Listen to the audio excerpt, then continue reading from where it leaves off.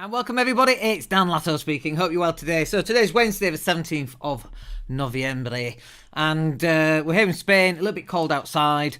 The dog's just coming to say hello. This is Hannah. I know you can't see her down there. We need a second camera for the dog, don't we? We need a dog camera. Anyway, welcome everybody. I hope you're well today.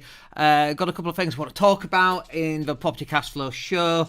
And if you listen to this on the podcast, then also thank you so much for all of your support over the last 5 years. Over 600 podcasts. I wouldn't have kept on doing them unless I'd have got the emails and the requests for more podcasts that I did actually get. So thank you so much. That keeps me going, basically. Because sometimes you feel like you're talking to nobody, and then you see the stats and you're like, oh, people do listen. And it's actually quite a few people over the last 5 years. So thank you very much for that. Anyway, without further ado, let's get into today's show. We're going to talk about 4 different things today. So we've got inflation and investing in property and, you know, the impact on that. Then we're going to talk about the state of the housing market. We'll cover sales, we'll cover rentals as well. We're going to talk about what's going to happen next year.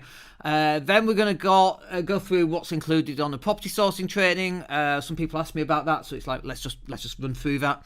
And then finally, we're going to talk about what I'm personally looking for when I'm investing in property. What is it that I'm looking for? What are the locations? Any particular numbers that I'm looking for in, you know, when we're working out the numbers and so on. But let's crack on with the first one. So, inflation and investing in property. How does that affect you?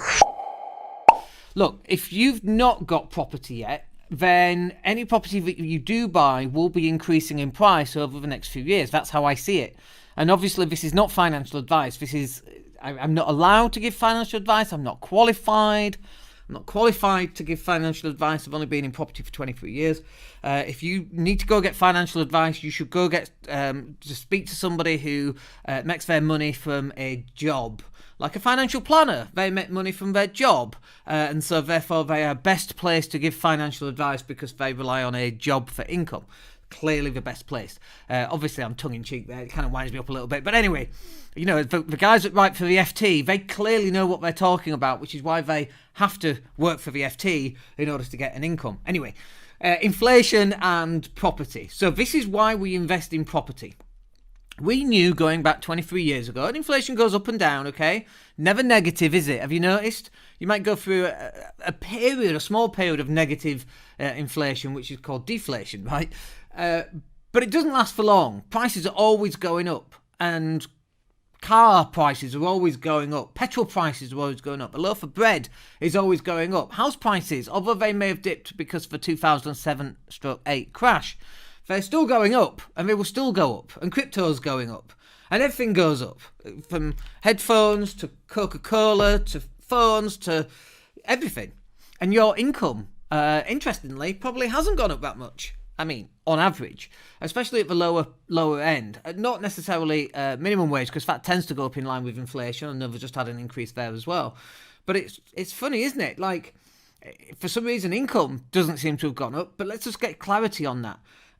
Unskilled income hasn't increased in value.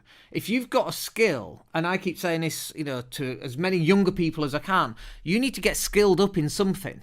And the more skill that you have, the more money you'll be able to command. But if you don't do that and you're staying at the lower price point because you haven't got the skills and you're just arms and legs and a head dropping off food via Uber Eats or whatever it is, then your value that you're giving to the community is much lower than someone who can say, I don't know, do heart surgery or be an estate agent. I know people hate estate agents, but they're still offering value because of their experience and they have to get qualified and all of that extra stuff. So why do we invest in property then? Well, we knew going back 23 years ago that property prices were here, and over a period of time, they'll start going up to here. And when that happens, you know, people's income has to go up accordingly to be able to afford those properties, okay? And this isn't meaning that people's income is going up and they're making more money, because the cost of living has gone up in line with that. And this happens. And one of the things that's fundamentally built into our money system is inflation. And the reason I know that is because the Bank of England has never stopped printing money, ever. It's constantly printing money. And obviously recently, we call it quantitative easing. It's got a nice fancy word for the fact that it's printing out money So much more money, pound after pound, £10, £50, £100. It's printing so much money. In fact, in the US in the last, I think, 18 months has printed more money than at any time previous combined. So in the last 18 months, the US has printed more money than at any time in history combined. That just shows you how much money people are printing. I don't know what it is for the UK, but it can't be far off that. So inflation is built into the very system that we live in, this monetary fiat system. If you think cryptocurrency is going up because of cryptocurrency, it kind of is, but it's kind of like a hedge against fiat. Fiat is being deflated right now because of inflation, and crypto is a hedge against that. It's one of the reasons why we've gone into cryptocurrency. I wouldn't say we're massively into it, but you know, we've got 6 figures invested in cryptocurrency, which I would say is quite heavily invested compared to most. So inflation is a function of money printing and the government of printing money. So inflation has to happen. It's always happened. It will always happen. You might have periods of deflation. And so one of the reasons why we invested in property is that £37,000 house that we bought, you know, are now going for £95,000. And that was 23 years ago when we were buying those units. We had a house that went from 40 to over 210. It's worth about maybe 165 now. And again, that was my first house bought 23 years ago. City centre flats haven't increased as much. You know, we got stuff that we bought for, I don't know, 65 grand. They're going for 95 grand. So there's a 50% increase in the last 10 or 15 years. Still fairly decent. But one of the reasons why we have confidence that this will continue to go and continue to happen is because the government keeps on printing money. And when the government prints money, inflation is embedded into the system. It has to happen. So there's some extra things that are happening there as well. So as house prices are going up, the standard cost of living is going up as well. And as the standard cost of living is going up, wages increase as well. Obviously not as fast as we would like. You know, if wages increase by double tomorrow, I'd be a happy man. I'd double my rents, obviously. But not only has rental property prices increased in value, but rental values have increased in value as well. And so if I was to look at one of my old spreadsheets that I've got on here, let me just go to it here. I'm not going to show you this spreadsheet because this is my own data, and we don't share this stuff. But let me just tell you. I'll give you an example. If I go back all the way to 2010, so I started tracking back in 2010, and I've got a tab open on a spreadsheet for every single month from 2010 to this month. So if I go to January 2010, here we are.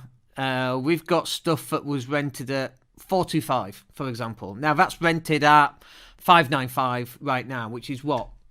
It's what, about 30-40% increase in the last 10 years. Then we've got other stuff.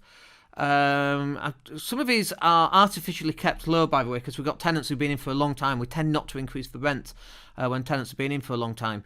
But others, like we've got this one here, a 3-bed detached house at 595. That's now rented at 895. So that's what, another 50%.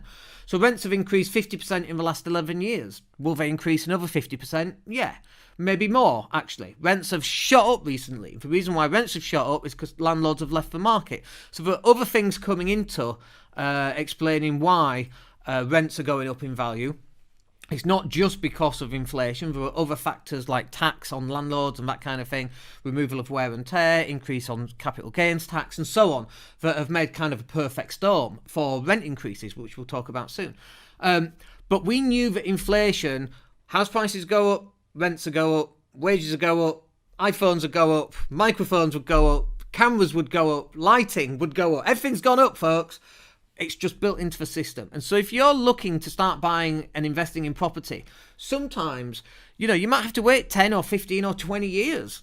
In fact, I mean, we got one property that we bought maybe 15 years ago, bought way overpriced just before the crash, paid way over the odds for it, way more than we should have done in hindsight. It was an emotional decision because it was one I was moving into. We still rent that. We bought for 250. It's probably worth 210 now, something like that. So it's still in negative equity. But you know what we do?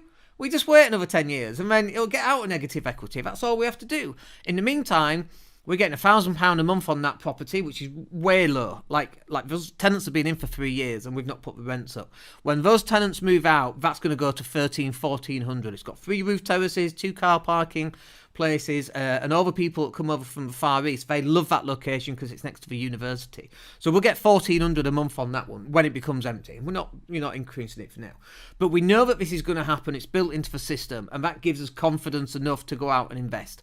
And when people say, "Oh, investing, stocks and shares, property, oh no, it's risky," and you ask them and go, "What do you know about inflation?" They don't know anything about it. How does inflation affect stock prices? Because your hedge against inflation is assets. So that's stocks and shares, it's cryptocurrency, it's property, it's gold. For God's sake, I can't believe I'm suggesting do not buy gold. I'm not suggesting that. It's up to you. Buy it if you want. But it's not in my... I might be wearing gold in my hoodie. But I'm not buying the damn stuff, right? But even that is a hedge. Postal stamps, right? Not the ones from the Royal Mail, but, the old black pennies, I think they're called, half pennies. They're still going up in value. You've got NFTs now, which will be going up in value. All of this is hedges against inflation. And when people say, don't invest because it's risky, ask them how much they know about inflation, and that will tell you whether you should listen to these people or not, because most people haven't got a blinking clue what they're talking about.